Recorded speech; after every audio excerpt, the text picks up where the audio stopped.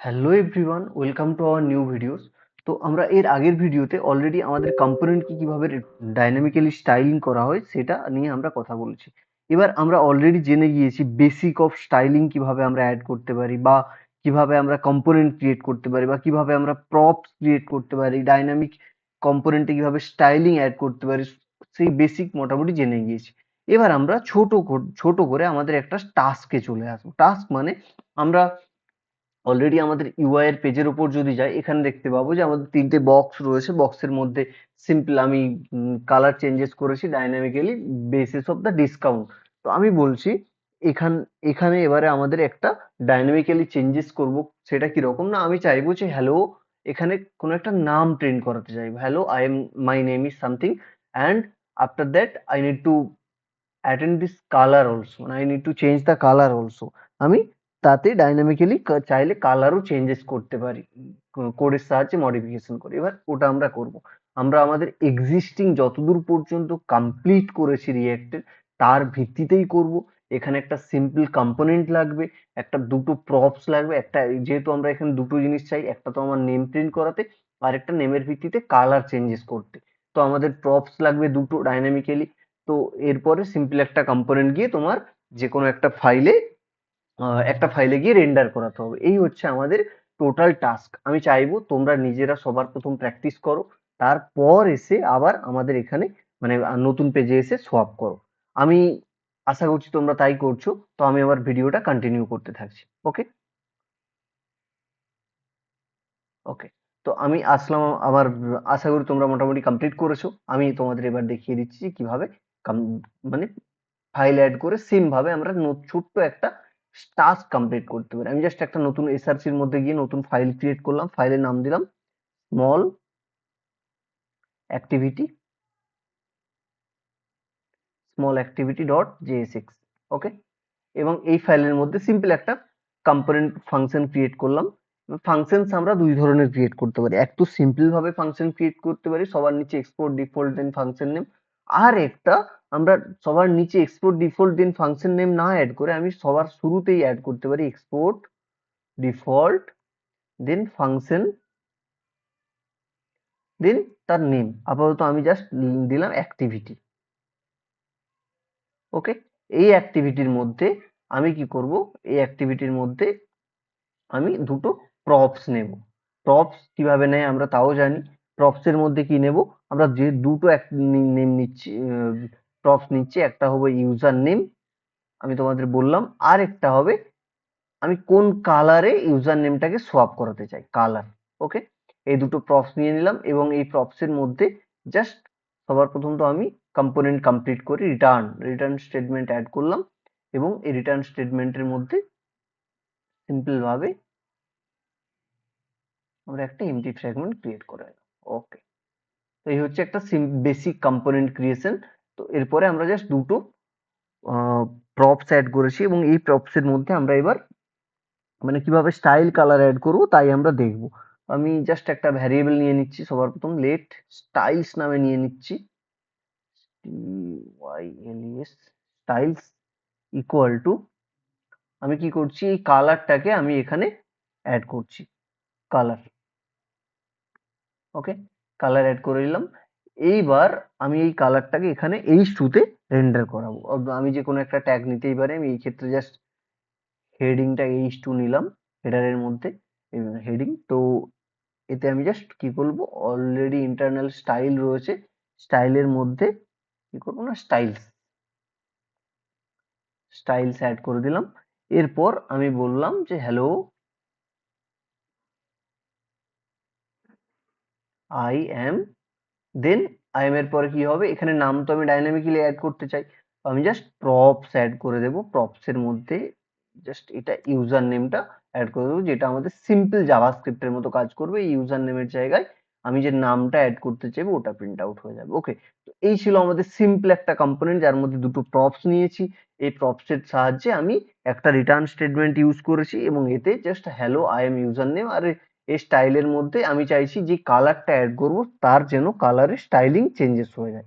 ওকে, এরপরে আমরা চলে আসবো আমাদের যে যেখানে আমরা রেন্ডার করাবো। আপাতত যদি আমরা পেজে আসি আমাদের কোনো কিছুই সোয়াপ করছে না, কিছু চেঞ্জেসও হচ্ছে না, তার কারণ আমরা এখনো এটাকে রেন্ডার করাইনি ইউআই সোয়াপ করানোর জন্য।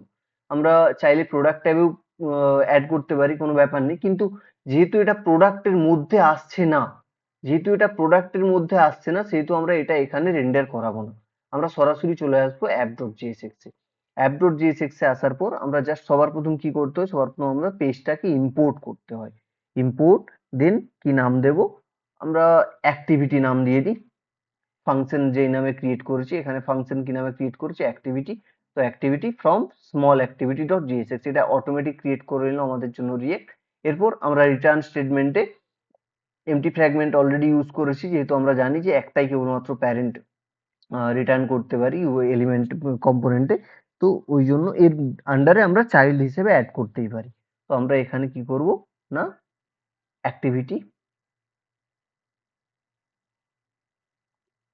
অ্যাক্টিভিটি অ্যাড করে দিলাম, এবং এই অ্যাক্টিভিটির মধ্যে আমি কি করব না, এবার আমাদের ইউজার নেম অ্যান্ড কালার চাইলে অ্যাড করতে পারি। আমি তো ওইখানে দুটো প্রপস অ্যাড করেছি, একটা হচ্ছে ইউজার নেম, ইউজার নেমে আমি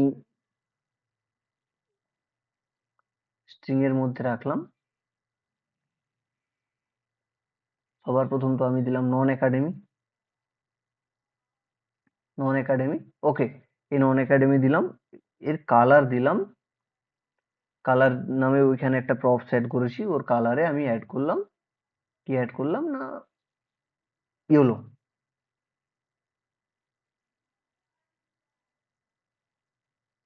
স্ট্রিং এর মধ্যে হবে অবভিয়াসলি। এখন যদি আমি আমার ইউআই পেজে যাই, গিয়ে চেঞ্জেস দেখি যে আমাদের চেঞ্জেস হয়েছে কিনা। ইউআই আসলাম, এখানে এসছে hello I am not known academy, মানে এটা একটা নাম না, আমি যদিও নেমিং এর ক্ষেত্রে বলেছিলাম, তো আমি নেমিং এর ক্ষেত্রেই দিয়ে দিই আরিফ। ওকে, তো আমি এবার যদি সেভ করে আসি, তো কি দেখাচ্ছে, hello I am Arif, hello I am Arif. এবার আমি চাইছি কালার চেঞ্জ করতে, ডাইনামিক্যালি আমি চাইলে কালার চেঞ্জ করতেই পারি। তো আমি এখানে কালার সাপোজ ব্লু চাইছি, ওকে। তো আমি জাস্ট এখানে কালার চেঞ্জেস করতে চাইছি, এখানে পুরো নেমে হ্যালো আই এম আরিফ চলে আসছে ব্লুতে, ব্লু কালারে। আমি চাইলে এখানে রেডও করতে পারি, রেড চলে আসবে। আমি চাইলে এর এর মতো করে আরো দু তিনটে অ্যাড করে নিতেই পারি। Control C, control V.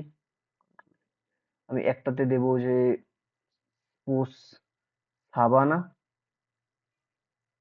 ওকে। সাবানের কালার অ্যাড করে দিলাম আমি এখানে ইয়েলো। একটাতে দিলাম যে রাজীব, এখানে আমরা কালার অ্যাড করে দিলাম গ্রিন। এবার যদি আমি সেভ করে যাই, তো সেম ভাবে আমাদের কি আসছে, hello I am Arif, hello I am Shabana, hello I am Rajib, এইগুলো কালার ওয়াইজ চেঞ্জেস হচ্ছে। তো ডাইনামিক্যালি এই কালার আমি চাইলে অ্যাড করতেই পারি, ওকে। এই হলো আমাদের একটা স্মল অ্যাক্টিভিটি। এবার এর সাথে সাথে আমরা একটা জিনিস দেখে নেব, আমরা রিয়েক্টের ডেভেলপার টুল ইনস্টল করব। রিয়েক্টের ডেভেলপার টুল ইনস্টল করার প্রয়োজন কি রয়েছে, প্রয়োজন রয়েছে সিম্পল ভাবে দেখতে পেলে আমরা তেমন কিছু দেখতে পাবো না, মানে চেঞ্জেস তেমন কিছু একটা বুঝতে পারবো না, কিন্তু যদি আমরা আমাদের ইন্সপেক্ট করে কনসোলে যাই, ও সারাক্ষণ আমাদেরকে একটা বলছে download the React dev tool for better development experience, okay. তো এই হচ্ছে আমাদের একটা ওয়ার্নিং আসছে সবসময়ের জন্য, যে যদি আমরা রিয়েক্ট ডেভ টুল ইউজ করি তাহলে আমাদের বেটার ডেভেলপমেন্ট এক্সপিরিয়েন্স পাবো। তো আমাদের অবভিয়াসলি যখন আমরা রিয়েক্ট নিয়ে কাজ করছি তখন আমাদের better development, better UI experience তো চাই। তো আমি এই লিঙ্কটাতে ক্লিক করলাম, এইখান থেকে জাস্ট লিঙ্কে আসার পরে অটোমেটিক রিয়েক্টের অফিসিয়াল সাইডে চলে আসলো রিয়েক্ট ডেভেলপার টুলস বলে। এর মধ্যে তুমি চাইলে পড়তেই পারো কেন ইউজ করতে পারি। আমি জাস্ট এখানে কি করবো না, একটা ক্রোমের জন্য এক্সটেনশন ইউজ করব। আমি এখানে ক্রোম ইউজ করছি, তাই ইনস্টল ফর ক্রোম করব। যখনই আমি ইনস্টল ফর ক্রোম করব, এবার ক্রোমে অটোমেটিক এক্সটেনশনে চলে আসলো রিয়েক্ট ডেভেলপার টুল। এবার এটা ইনস্টল করার আগে আমি তোমাদের দু একটা জিনিস দেখিয়ে দিই, যখন আমরা ইনস্টল করার আগে এটা, ঠিক আছে, যদি আমরা আসি সিম্পল ভাবে আইকনে ক্লিক করলে এখানে memory, application security, light house and performance insight, তো এইগুলোই আসছে, আর কিছু আসছে না। কিন্তু আফটার আওয়ার ইনস্টলেশন, আমাদের ইনস্টলেশন কমপ্লিট হয়ে যাক, অ্যাড এক্সটেনশন, এক্সটেনশন অ্যাড করলাম, এবং আমাদের এর মধ্যে রিয়েক্ট ডেভেলপার টুলও চলে আসলো, রিয়েক্ট ডেভেলপার টুল চলে আসলো।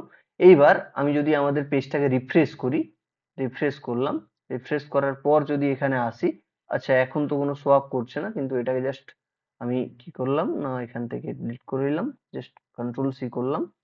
এরপর আমি আবার npm run dev অ্যাড করলাম, নতুন করে ক্রিয়েট করলাম। এটাকে যদি আমি আমাদের ইউআই সোয়াপ করি, এখন যদি আমি আমাদের ইন্সপেক্ট ক্লিক করি, ক্লিক করার পর পারফরমেন্সের পাশে আইকনে ক্লিক করি, তো আমাদের আলাদা করে কম্পোনেন্ট আর প্রোফাইলার নামে দুটো বার অলরেডি ক্রিয়েট হচ্ছে। আপাতত প্রোফাইলারটাকে ছেড়ে দিলাম, কম্পোনেন্টে গেলাম। ওকে, কম্পোনেন্টে গিয়ে তোমরা দেখতে পাচ্ছ যে এখানে সিম্পল ভাবে আমরা যেই রকম ভাবে এক একটা কম্পোনেন্ট ক্রিয়েট করেছি, আমরা অ্যাপের মধ্যে 3টা অ্যাক্টিভিটি ক্রিয়েট করেছি, অ্যাপের মধ্যে 3বার অ্যাক্টিভিটি ক্রিয়েট করেছি, অ্যাক্টিভিটি এখানে শো আপ করছে। তারপর আমরা প্রোডাক্ট ট্যাবের মধ্যে 3বার, এই যে প্রোডাক্ট ট্যাব, এই প্রোডাক্ট ট্যাবের মধ্যে আমরা 3টে কম্পোনেন্ট রেন্ডার করেছি, তো এও এখানে 3টে কম্পোনেন্টই শো আপ করছে। এবার আমি অ্যাক্টিভিটি, এই অ্যাক্টিভিটিতে যখন ক্লিক করবো, হ্যালো আই এম আরিফে চলে আসছে। এখানে সেকেন্ডটাতে ক্লিক করলে হ্যালো আই এম সাবানাতে চলে আসছে, হ্যালো আই এম রাজীব চলে আসছে থার্ড নম্বরটাতে। তো এইভাবে এ কি করছে, ওয়ান বাই ওয়ান আমরা সুবিধা পাবো পরে প্রজেক্টে ইউজ করার সময়। তা কি সুবিধা পাবো, ধরো আমাদের কোনো কারণে কোনো একটা জায়গাতে এরর এসেছে, ইন ফিউচার অবভিয়াসলি এরর আসতেই পারে, সেই মোমেন্টে আমরা বুঝতে পারছি না অ্যাকচুয়ালি কোন কম্পোনেন্ট থেকে আসছে। অনেকগুলো কম্পোনেন্ট থাকতেই পারে, যখন আমরা রিয়েল ওয়ার্ল্ডে প্রজেক্ট করব তখন এখানে কেবলমাত্র 6টা দেখাচ্ছে, 600টা থাকবে। যদি আমরা কোনো অ্যাজ অফ, যদি আমি সাপোজ আমি যে বললাম অ্যাটলাস এশিয়ান ওয়েবসাইটে যাই, তার কারণ অ্যাটলাস এশিয়ান ওয়েবসাইটটা পুরোটাই রিয়েক্টেই বিল্ড করা। ওকে, আমি যদি এখানে আসি, এখানে আসার পর ইন্সপেক্ট করি, ইন্সপেক্ট করার পর সিম্পল ভাবে এলিমেন্ট থেকে আমি আসলাম আমাদের কম্পোনেন্টে। এখানে প্রচুর কম্পোনেন্ট রয়েছে, প্রচুর কম্পোনেন্ট রেন্ডার করা রয়েছে হোম পেজে, এই পেজে। এবার যখন আমি সিম্পল ভাবে সেম ভাবে রিয়েল ওয়ার্ল্ডে প্রজেক্ট করবো না, আমাদেরও অনেক কম্পোনেন্ট থাকবে রেন্ডার করানোর সময়, এবং কোথা থেকে এর আসছে আমরা সেটা বুঝতে পারবো না, তাই না?